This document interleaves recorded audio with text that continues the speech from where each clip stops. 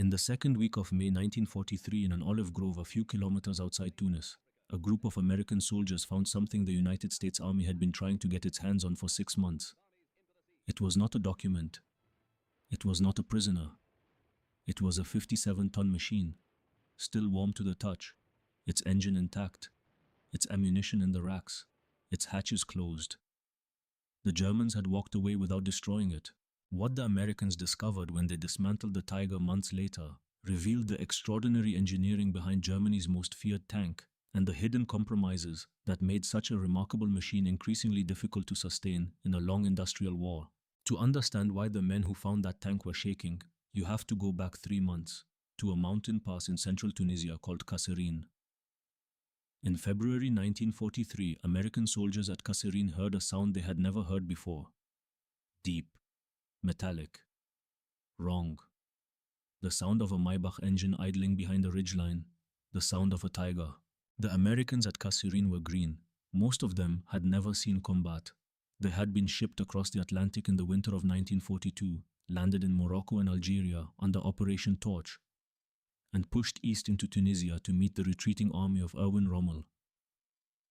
What they encountered on the 14th of February was not what they had trained for. Sherman crews fired at Tigers with the 75mm guns their doctrine had told them were sufficient. The rounds struck. The rounds bounced. 8 shells from a single anti-tank position hit the flank of one Tiger in the space of a minute. All 8 failed to penetrate. The crew inside the Tiger felt the impacts as light taps, like someone knocking on a door. By the second week of February, American headquarters was receiving reports of engagements that ended before they had properly begun. Armored units breaking off contact the moment a silhouette appeared on the horizon. Anti-tank crews abandoning their guns when they realized what they were being asked to fight. The military historians who later studied this campaign gave the phenomenon a name. They called it Tiger phobia, a fear that had grown far beyond what the actual numbers should have produced. The entire German war effort produced only 1,347 Tiger tanks. Against them, the Allies built tens of thousands of Shermans, tens of thousands of T-34s. The Tiger was statistically almost invisible. Psychologically, it was everywhere. It was on the other side of the world. A young man was learning what it meant to command one of these machines. His name was Alfred Rommel. He was 21 years old. He was from a small town in what is now Western Poland, then part of German territory. He had wanted to be a tanker since 1939 when the war began. He had submitted 9 formal requests for transfer into the Armored Corps before one was finally approved. He had trained first as a loader, then as a gunner, and he had fought on the Eastern Front through the summer of 1942 in a Panzer IV. He was competent. He thought of himself as competent. He also knew, from the specific experience of watching Soviet Kf-1 tanks absorb his rounds without effect, that competence was not the same as sufficiency. His Panzer IV was outgunned by the Soviets. He had been asking for something better. In the late autumn of 1942, he was assigned to the 3rd Heavy Panzer Battalion, Schwere Panzerabteilung 503, an elite unit equipped with the vehicle the German army was betting the war on. His first night with the Tiger, Rommel later wrote, began with an accident. He had been ordered to guard a train of newly delivered Tigers waiting at a rail station for morning unloading. It was cold. He climbed into the driver's seat of the nearest tank to get out of the wind. The ignition key was in the panel. He turned it. The engine started. That enormous engine, filling the winter air with the sound that had already begun to terrify Allied soldiers wherever the Tiger was fielded. What nobody had told him was that on a Tiger, the transmission was always left in gear. When Rommel touched the steering wheel and gave the tank a light touch of throttle to see how it responded, the 57-ton vehicle lurched forward. The wooden chocks the loading crew had placed under the tracks were pushed out.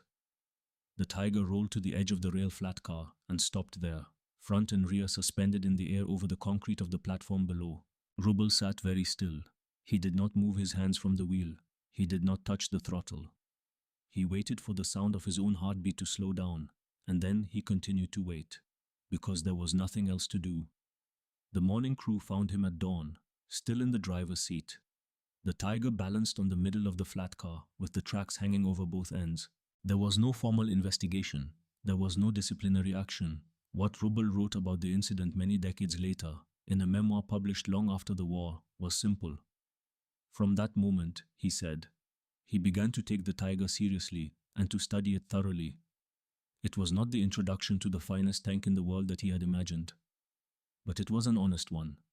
And in the story he was about to live through, honesty about the machine was going to matter more than any of them yet understood. 2,000 kilometers away, on the northern coast of Tunisia, the Axis position in Africa was collapsing. By late April 1943, the German and Italian armies that had fought for control of North Africa for 3 years had been compressed into a small pocket on the Cap Bon Peninsula, east of Tunis. The Americans and the British were closing in from 3 sides. The Mediterranean was behind them, closed by the Royal Navy. There was no evacuation coming. On the 13th of May, the last major Axis formations laid down their arms. 250,000 German and Italian soldiers walked into captivity, a defeat comparable in scale to Stalingrad, though it would receive far less attention in the histories written afterward. In the days that followed the surrender, American and British units moved through the abandoned positions of the defeated army. What they found was the debris of a modern military machine that had run out of everything: trucks without fuel, artillery without shells, field kitchens with cold stoves.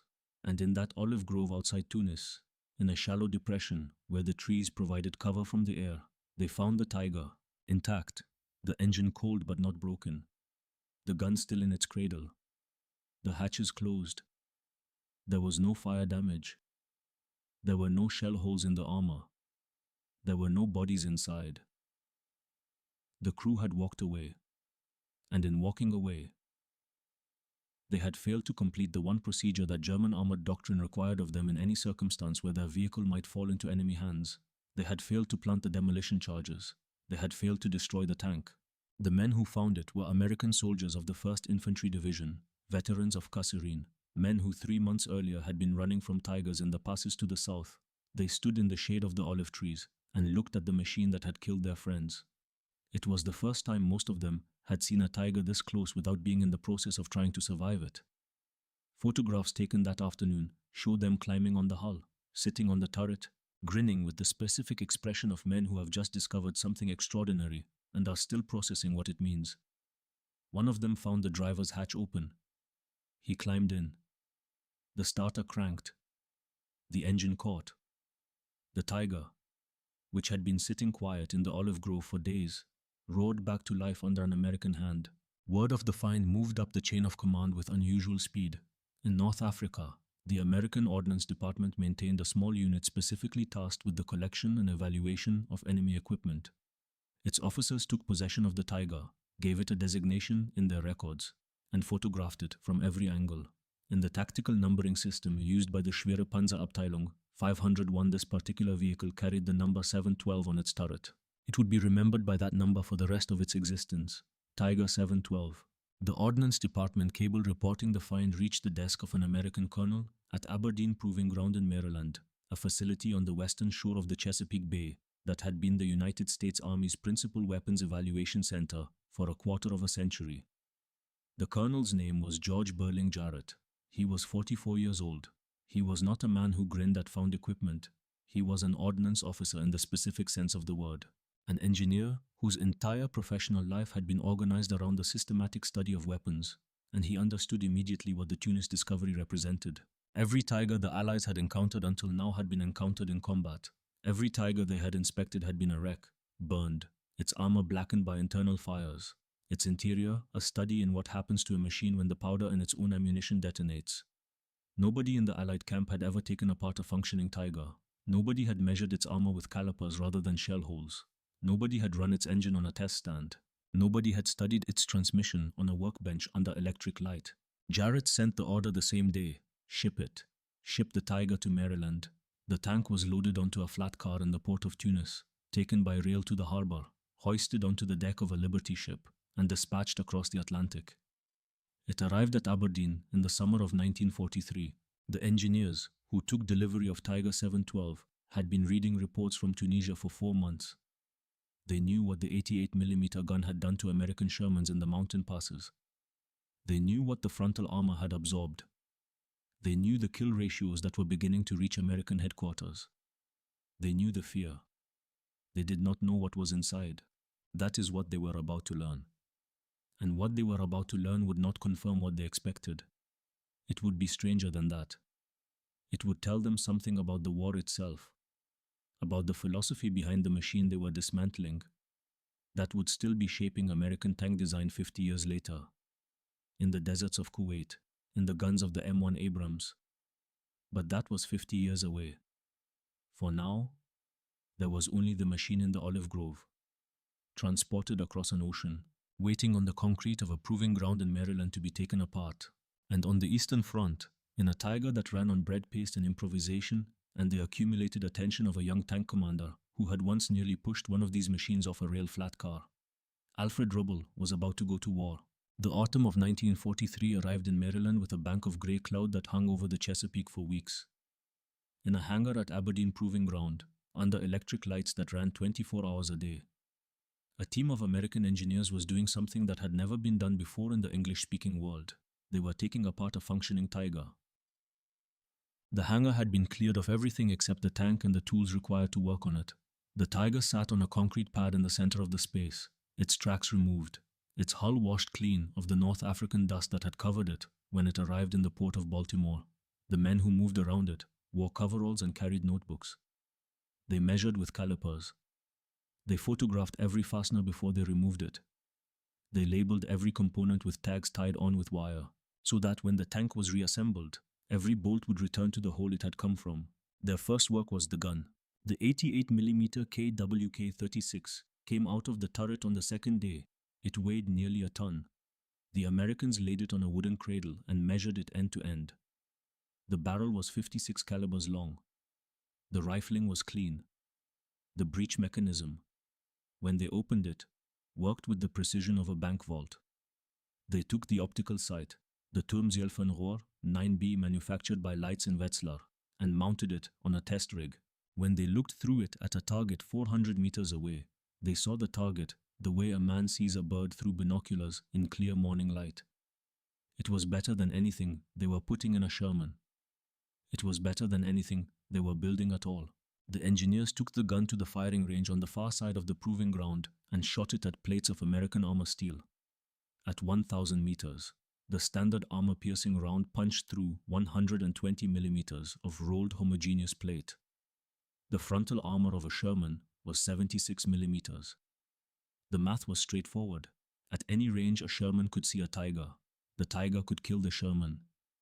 The reverse was not true. The Sherman's 75mm gun could not reliably penetrate the Tiger's frontal armor at any distance a battlefield would produce. This was not a discovery, this was a confirmation. The engineers had been reading reports from Tunisia for months. Now they had numbers to attach to the reports. They wrote them down. 2,500 kilometers east, in Ukraine. Alfred Rubbel was learning the same numbers from the other direction. His unit, the Schwere Panzerabteilung 503, had been fighting since the summer, first in the great tank battles around Kursk in July, then in the long retreat that had followed. Rubbel had graduated during those months from gunner to tank commander. He had a Tiger of his own now. He had a crew. The gunner was a corporal named Werner Wendt. The loader was a young private whose name Rubbel would later record only as Kramer. The radio operator sat in the hull beside the driver. The driver was a man named Walter Escherig. Escherig was older than the rest of them by a decade. He had been a mechanic before the war, in a garage in Hamburg, and he had come into the army with hands that already knew what to do with an engine that was misbehaving. In the year they served together, Rubbel would come to understand that Escherig was the reason the Tiger kept running. The Tiger's engine was a Maybach HL 230. It was a 23-liter V12 gasoline-powered, capable of producing 700 horsepower under ideal conditions. The engineers at Aberdeen, when they got to it that autumn, took it out of the hull with a chain hoist and set it on a stand and stared at it for a long time. It was a beautiful piece of machinery. It was also, they realized as they began to work on it, a machine that had been built to specifications that assumed the world would cooperate with it. The cylinder heads used cork gaskets to seal the combustion chambers. The cork was of the highest quality, precisely cut, machined to tolerances that any German factory in 1943 could still meet. When the engine ran within its designed operating temperature, the cork held perfectly. When the engine overheated, which it did, particularly in warm weather or under sustained high-power operation, the cork burned. When the cork burned, the engine lost compression. When it lost compression, it stopped. The Aberdeen engineers wrote this down. In Ukraine, Eschereg had been dealing with it since summer. His solution was not in any manual. When the cylinder seals burned through and the tank began to lose oil, Eschereg would climb out, open his ration pack, take a piece of dark army bread, and chew it in his mouth until it was a warm, dense paste. Then he would climb up on the engine deck, open the compartment, and press the bread paste into the cylinder gaps as an improvised sealant. The bread would harden as it cooled. It would hold, imperfectly, for a few hours, long enough to get the Tiger back to a maintenance point, or to the next hedgerow, or to whatever the next thing was that needed to be reached. Roble later described this practice with the flat honesty of a man who understood exactly what it meant. The most sophisticated tank in the world, the machine that induced phobia in Allied crews, the vehicle that Germany was betting the war on, was being kept in service on the Eastern Front by a Hamburg garage mechanic chewing bread and pressing it into a cylinder head with his thumb. At Aberdeen, the engineers moved on to the suspension. The Tiger used a system of interleaved road wheels, developed by an engineer named Heinrich Kniepkamp. The wheels were arranged in overlapping rows across the width of the hull, 3 wheels deep on each side. The system distributed the tank's 57 tons across a larger area of track surface than any conventional suspension could achieve. It gave the Tiger better cross-country performance in soft ground than any other tank in the war. It was, on the drawing board, brilliant. In service, it was a nightmare. To replace an inner road wheel, one that had been damaged by a mine or worn out by hard use, the crew had to first remove every outer wheel between the damaged one and the end of the hull. Up to 9 wheels off, in some cases, to reach 1 wheel. Each wheel weighed over 100 kilograms. Each wheel was secured by bolts that required specific tools and specific torque. The procedure, Roble wrote, could take a full day. In winter, with frozen mud packed between the wheels, it could take longer. The Aberdeen engineers timed the procedure using the American mechanics they had assigned to the project. They wrote the numbers down. Then they moved to the transmission. The Tiger's transmission was called the Maybach Olvar. It was a semi-automatic pre-selector unit with 8 forward gears and 4 reverse. It was, for its era, an engineering marvel. It allowed the driver of a 57-ton tank to shift gears with the ease of a man driving a passenger sedan. The problem was where it was located. The transmission sat at the front of the hull, forward of the driver's compartment. This placement had been chosen for a specific reason. It allowed the fighting compartment behind it to sit lower in the hull, which reduced the tank's overall silhouette and made room for a larger turret ring, which in turn allowed the enormous 88mm gun to be mounted in a turret that could rotate. Every design choice had a reason. This one had a good reason. But when the transmission failed, and it did fail, because it was carrying more power and more torque than any tank transmission had been asked to carry before it, the crew could not reach it. To remove the transmission of a Tiger, you first had to remove the turret. The turret weighed 11 metric tons. To lift 11 metric tons off a tank hull, you needed a crane with a lifting capacity of at least 15 tons. In a rear area workshop with proper facilities, this was possible. In a forward repair depot, in the mud, in the rain, in the specific conditions that a battlefield actually produced, you did not have such a crane. A Tiger with a broken transmission in the forward area was finished, not destroyed, not killed by enemy action, dead, sitting on the side of a road, waiting for equipment that might not come. And in the meantime, unable to move, unable to fight, requiring the attention of an entire recovery detail to either drag it to a rear area or destroy it in place. The Aberdeen engineers stared at the transmission. Then they walked around to the front of the hull and stared at where it fit. Then they went back to their notebooks. The report they were writing was becoming something they had not initially expected it to be. The Tiger's weaknesses, they realized as they went deeper into the machine, were not mistakes. They were not oversights. They were not the result of German engineers being sloppy or hurried or incompetent. They were the direct consequence of the tank's strengths. Every design choice that had made the Tiger the most lethal weapon on the battlefield had also made it harder to keep running. The transmission was at the front because the fighting compartment needed to be low. The suspension was interleaved because the weight needed to be distributed. The tolerances were tight because the precision was required. Each decision was defensible. Each decision made the Tiger extraordinary in the conditions it had been designed for. Each decision made the Tiger, in the conditions the war actually produced, increasingly impossible to sustain. The engineers wrote this down too. This part of the report was different from the technical measurements. This part was a conclusion. Then they went to the numbers. To build one, Tiger required approximately 300,000 man-hours of skilled industrial labor. To build one Sherman required approximately 10,000. The cost of a single Tiger, in Reichsmarks, was more than twice the cost of a Panzer IV. Germany, across the entire war, produced 1,347 Tigers. The United States, across the same period, produced approximately 49,000 Shermans. On any given day in 1944, the Wehrmacht records showed Tiger units reporting operational readiness rates that often fell to 50% or lower. Half the Tigers on the roster were sitting broken somewhere behind the lines. Sherman readiness, across the same period, was consistently far higher. In individual combat, the Tiger destroyed Allied tanks at a ratio that battalion records placed at roughly 5-1 over the course of the war. The math looked good for Germany when you stopped there. You could not stop there, given the production differential, given the man-hours committed.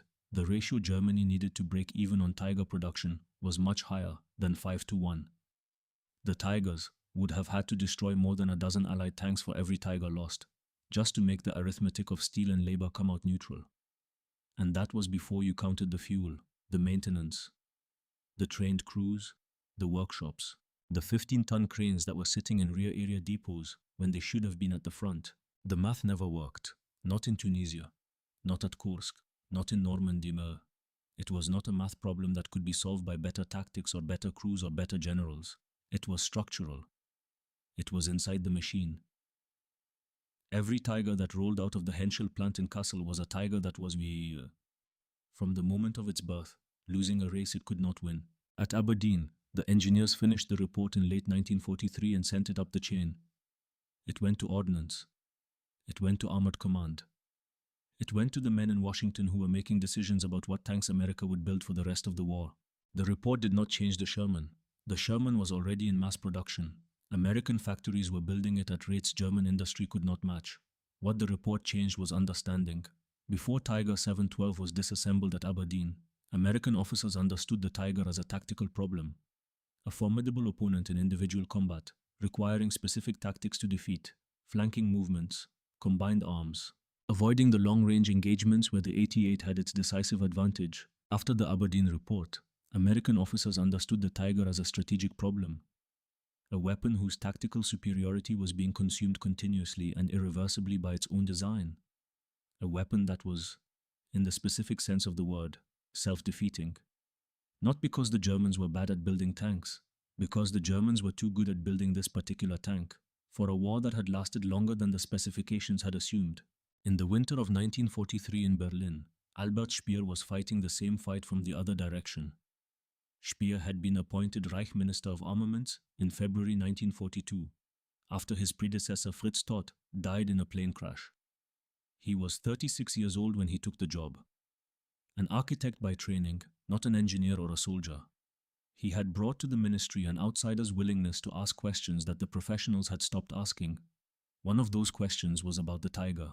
Speer's argument, preserved in memoranda that survive today in the German Federal Archives, was that Germany could not afford to build weapons this expensive.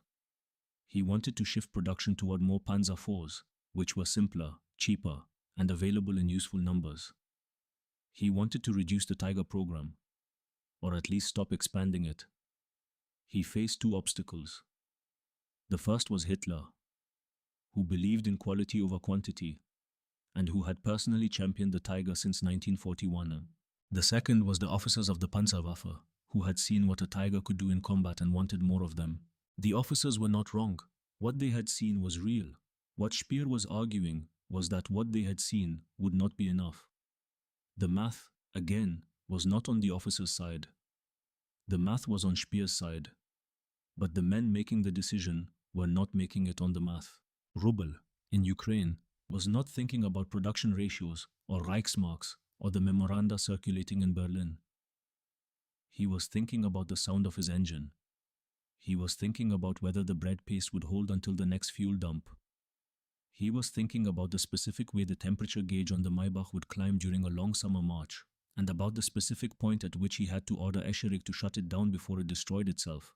He was, in the language of the men who wrote the Aberdeen report, part of the maintenance problem. He was also the only reason the machine was still running. There is a photograph of him from this period. He is standing on the front slope of his Tiger, in a black Panzer jacket, looking at the camera without smiling. He is 22 years old. He looks older. He has already survived Kursk. He has already survived the retreat from the Dnieper. He has already buried men from his original crew and taken on replacements he barely knows. Behind him, the Tiger, its side armor scarred by hits that failed to penetrate, its track marked with the mud of 3 countries. The engine, at that moment, running. Because Escherich had chewed the bread that morning. Because the seals had held. For now. In early July of 1944, Alfred Rubbel arrived in Normandy. The Schwere Panzerabteilung 503 had been withdrawn from the Eastern Front in the spring, refitted at Ohrdruf with a mix of Tiger I and the newer Tiger II, and moved west to help contain the Allied breakout from the beachhead. Rubbel came off the train in a country he had never seen, in a summer that was warmer than any he could remember from Russia, into a landscape that no one in his battalion had been trained to fight in. The Norman Bocage was the opposite of the Tiger's designed combat environment. On the steppes of Ukraine, Rubbel had engaged Soviet tanks at 1,500 meters, at 2,000 meters, at distances where his 88mm gun could kill the enemy before the enemy knew he was there.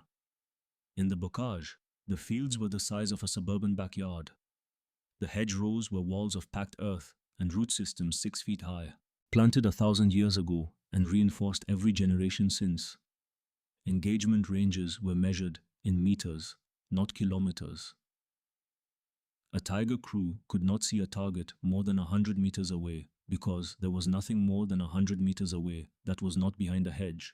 The Tiger's advantages disappeared in that landscape. Its long-range gunnery was irrelevant when everything was close. Its heavy frontal armor was less useful when Shermans could come around the corner of a hedge at 30 meters and put a round into the side of the turret before anyone in the Tiger knew they were there. Its weight, which had been an asset on the open ground of the Eastern Front, became an active liability. Norman bridges had been built for farm carts and horse teams. A Tiger crossing one of them made the wood groan. Some of them did not hold. The vehicle had been designed for the wrong war, and now, in the last summer, it would fight. It was being asked to operate in terrain that had been designed, in a manner of speaking, against it. Rubbel's battalion arrived in France with its full authorized strength of Tigers. Within weeks, through a combination of combat losses and mechanical failures, that strength was dropping fast. Replacements were arriving from Germany at a fraction of the rate at which the tanks were being lost. The repair facilities that had been within a day's drive of the front on the Eastern Front were now much further behind the lines, and the roads between were being patrolled by Allied fighter bombers who would attack anything on wheels or tracks that they saw moving in daylight. The 15-ton crane, which had always been theoretical in forward areas, was now essentially imaginary. There was one, somewhere. It was rarely close enough to matter. Tigers that broke down in Normandy in the summer of 1944 sat where they broke. They sat for a day. They sat for 2 days. And then, usually, they were destroyed by their own crews. Because the Allies were coming. And there was no time left. This was the thing the men in Rubbel's battalion had trouble getting their minds around at first.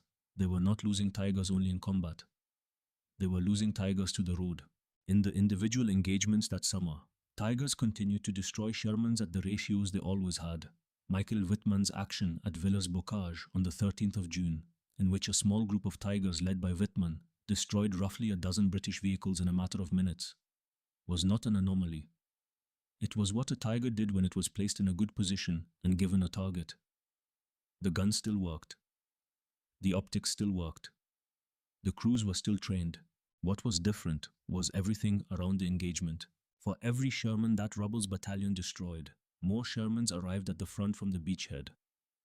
For every Tiger that Rubbel's battalion lost, whether to enemy fire or to a broken final drive on a country lane, a replacement did not arrive for weeks.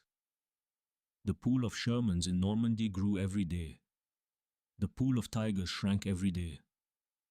The math the Aberdeen engineers had documented the year before was operating in real time. In the fields and hedgerows of a country Rubbel had never seen before, he arrived to fight in it. By August, his battalion was conducting delaying actions. By September, it was fighting on the German border. By late 1944, it was fighting inside Germany itself. The retreat that had been inconceivable when the Tiger was designed had become the daily reality of the men who crewed it. Rubbel later wrote about one afternoon during this period, in a passage that he chose not to date and not to locate precisely. His Tiger had thrown a track link on a road he did not name. Escherig was under the hull, working on the sprocket with a wrench and a hammer.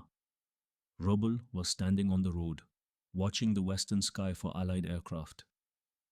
The engine of the tank was still running, at idle, because they did not know whether they would be able to restart it if they shut it down.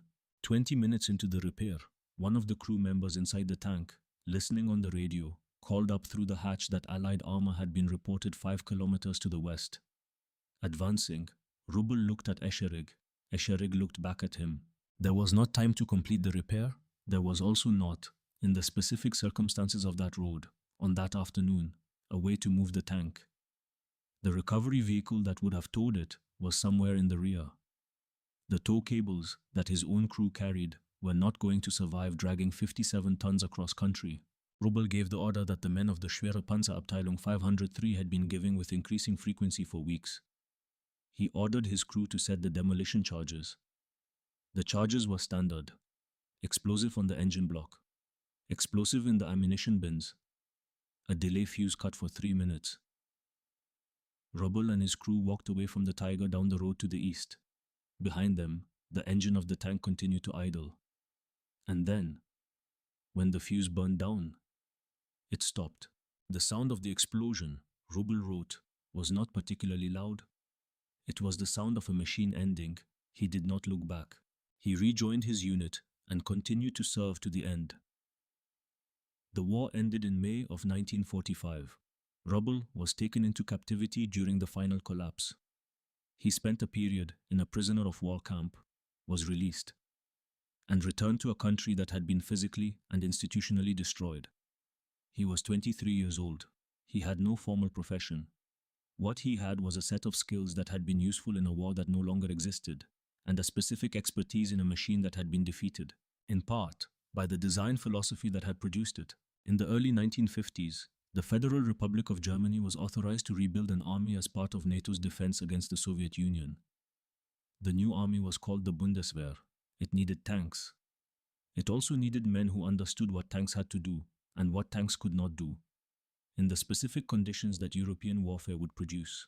Rubbel joined the Bundeswehr and spent his post-war career in the Armored Corps, working with the generation of vehicles that Germany built for a different kind of war. The first tank the Bundeswehr designed and built for its own use was the Leopard 1. It entered service in 1965. It weighed 40 tons, not 57.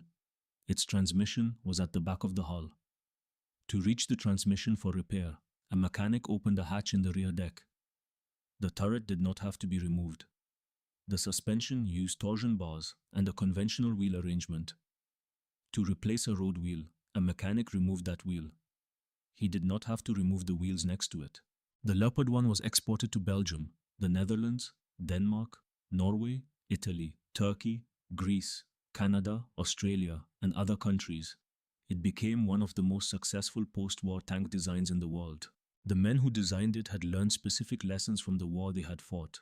Some of those lessons were the lessons of men like Rubbel, the specific lessons of a soldier who had kept a Tiger running on bread pace for 2 years, and who had walked away from the last one on a country road in Germany because there was no crane, and no cable, and no time.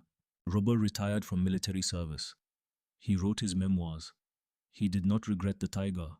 He did not, in any of his writing, argue that Germany should have built the Tiger differently, or that the men who had designed it had been wrong to design it the way they did.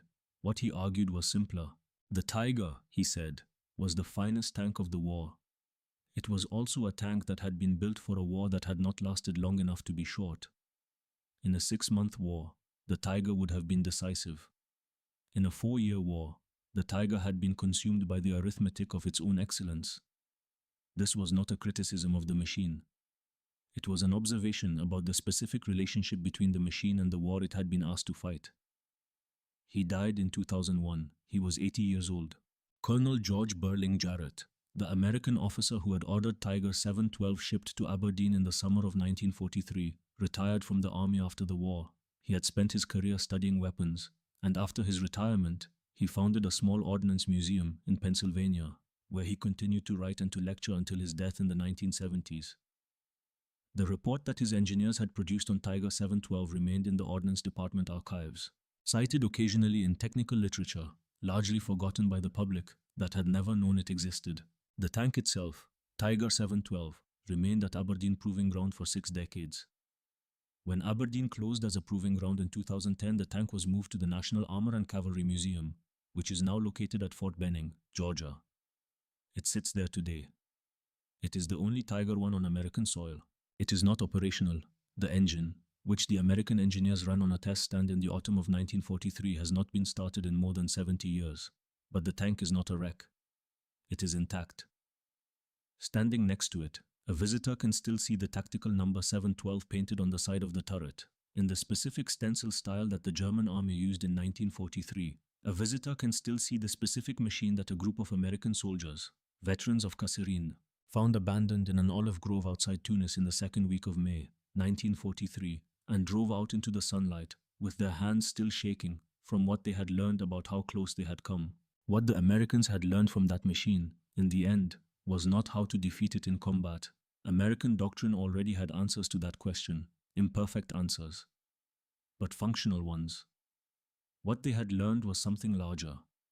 They had learned that the war they were fighting was not going to be decided by which side had the better tank.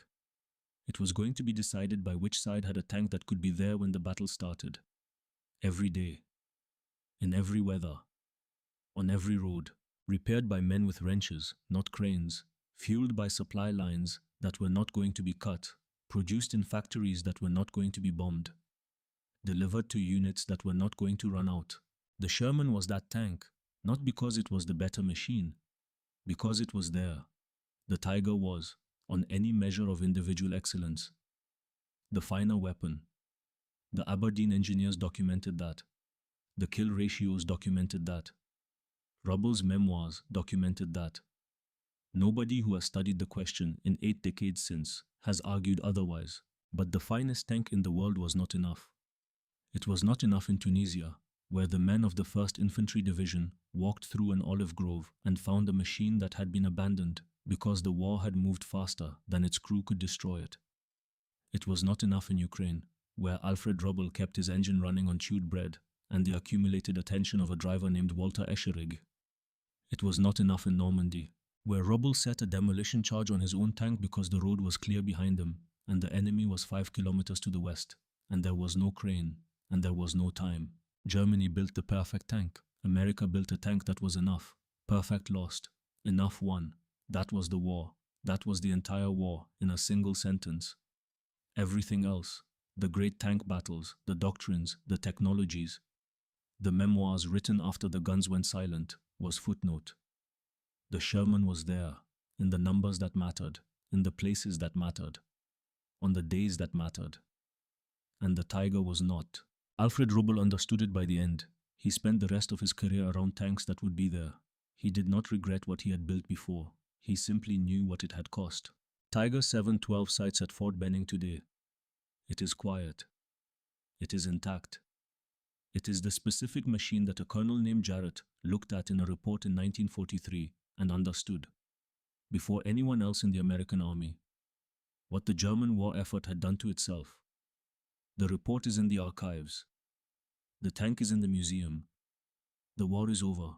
But every time a nation, anywhere in the world, decides how to build its next weapon and has to choose between perfect and enough, the same question is being asked. It was asked in Detroit in 1941. It was asked in Kassel in 1942. It is being asked, right now, in engineering offices in a dozen countries whose names would not have meant anything to the men in the olive grove outside Tunis.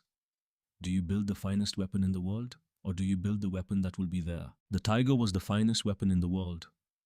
The Sherman lacked many of the Tiger's advantages, but its reliability, production scale, and logistical support ensured that it remained on the battlefield in overwhelming numbers throughout the war.